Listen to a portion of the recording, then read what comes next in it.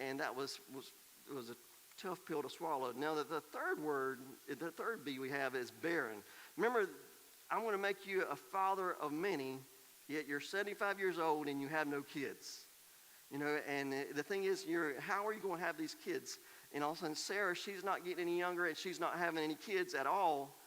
And it's like, well, maybe we need to help God out. Can I tell you, we don't need to help God out? That's the problem. Sometimes we think that God needs our help. God does not need our help. No, God invites us to join him in what he's already doing. A lot of times we make a mess out of things when we invite God to bless our mess. And that's exactly what they were doing, because if you remember the story, what did they do? Her servant Hagar, she gave to Abraham so that he could father a child with Hagar. And of course they had Ishmael, and that's been a mess ever since. And so a lot of times, basically they did not wait upon the Lord.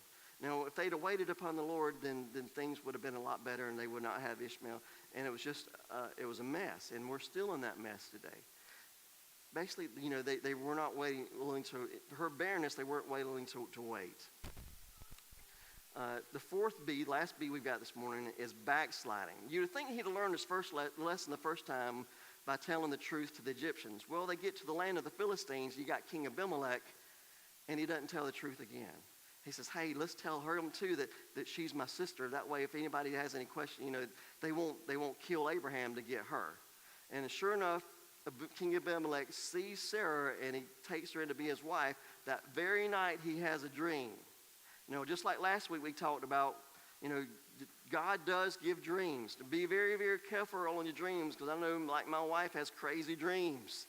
It's like, where in the world did you get that dream from? But yet, sometimes these dreams may be something that we ate something earlier that night. But sometimes God does speak through dreams. Matter of fact, most Muslims that come to the Lord it comes from their dreams that God puts in their hearts. As they slept that night, they had a dream that God leads them to the truth about who he is. But King Abimelech has a dream, and that dream is this. God tells King Abimelech, you're a dead man because you took that lady, you took this man's wife. He said, whoa, God. He told me that was his sister. Doesn't matter. It's the curse. Go back to verse 3, verse 12. I will curse those who dishonor Abraham. So the backsliding comes, again. Now, from that, King Abimelech says, okay, you go back. Matter of fact, I want to give you a bunch more. You already got a bunch of stuff, but I want to give you a bunch more stuff. And so he actually blesses Abraham, and Abraham's blessed even more so. So, which leads us to the fourth part of Abraham. The fourth part of his life is the faithfulness. Did Abraham mess up along the way? Yes. Guess what? That means there's hope for me and there's hope for you, because guess what? We mess up along the way as well.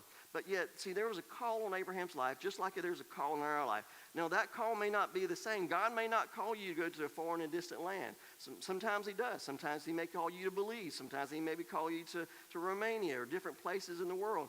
And a lot of times people think, well, if I really surrender to God, he's going to call me to go to some place I really don't want to go. I promise you, God's not going to call you to a place you don't want to go. You're going to be basically fighting tooth or nail to get to where God's calling you and follow God's calling. But yet, we got to understand that God's calling is for real for each and every one of us. Now, sometimes that calling may be just across the street. Sometimes that calling may be just maybe a coworker. Maybe sometimes that calling may be just somebody that's maybe standing in line at a grocery store, just by giving us some encouragement. That calling is just something that we got to be able to discern that what God's put on our hearts. Because see, Abraham lived a faithful life. In Hebrews chapter 11, Abraham makes the heroes chapter, or the faithful people. And Hebrews 11 verses 8 says, by faith Abraham obeyed when he was called to go out to a place that he was to receive as an inheritance. And he went out, not knowing where he was going. By faith he went to live in the land of promise, as in a foreign land, living in tents with Isaac and Jacob, heirs with him who the same promise.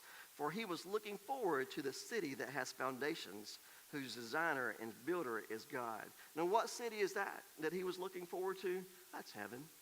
Now, by faith, Sarah herself received power to conceive, even when she was past the age, since she was considered him faithful who had promised. Therefore, from one man, and him as good as dead, were born descendants as many as the stars of heaven, and as many as the innumerable grains of the sand of the seashore. So Abraham he was a faithful man who became a father of many. Many by the number of sands of the seashore, and then even the number of stars that can't be counted. That's how big of a father he became. But he was faithful, so faithful that he eventually had a son named Isaac. 25 years later from when he got the call. So he was 100 years old when he became a dad of Isaac. Can you imagine being 100 years old becoming a dad? But yet he was still faithful. Yet God was not still finished with him yet. He still wanted to test him, and he did. Because remember, he said, you take your one and only son, Isaac, and I want you to sacrifice him.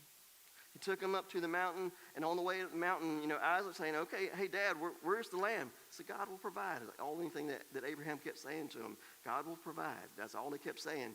Because when they get to the top of the mountain where they were, and he laid Isaac on the altar, and he holds up the knife, he's going to sacrifice his one and only son, and God stopped him. And he provided, and Isaac never went off with his dad again because he was scared of him. Just kidding, he did. I would be scared, but yet he taught him what sacrifice was really about. Sacrifice is basically trusting God with everything that you have. He trusted God with his one and only son. He knew that God would provide, and he did. There was a lamb that was provided, and they were able to understand what sacrifice was really about. Now, if you continue in the genealogy, if you remember, Isaac had two sons as well, Esau and Jacob. Jacob's name later became Israel, which we got the 12 sons, 12 tribes of Israel. And if you continue in the genealogy, and especially you go from Israel had a son named Judah, and you follow his genealogy, we come down to the perfect lamb who was sacrificed for us, who was Christ. That same genealogy goes back to Noah, goes all the way down through Abraham, goes to Judah, then it goes to King David, and eventually gets to Jesus, who became the sacrifice for all of us. Now, this morning, we talked about the call. What's God's calling on your life? Does God have a calling in your life? He does. Now, your calling may be different from my calling. I don't think God calls us all to be pastors. He calls worship leaders. He calls singers. He calls farmers. He calls, different parts of life to be a calling. How have you responded to the calling of God in your life? Are you responding to the calling of God in your life? And you think, well, I'm too old. I can't do it anymore. Abraham was 75 years old when he responded to the call of God on his life. So I don't want to hear, I'm too old. I can't do this or I can't do that. He was 75 years old. And now, again, God's not going to just leave you out on a limb. He's going to give you what you need on that calling.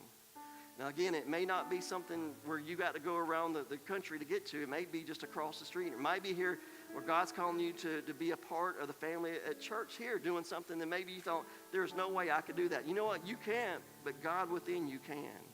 If we trust him, and then that leads us to the second step where we obey him. Now, have you obeyed the call that God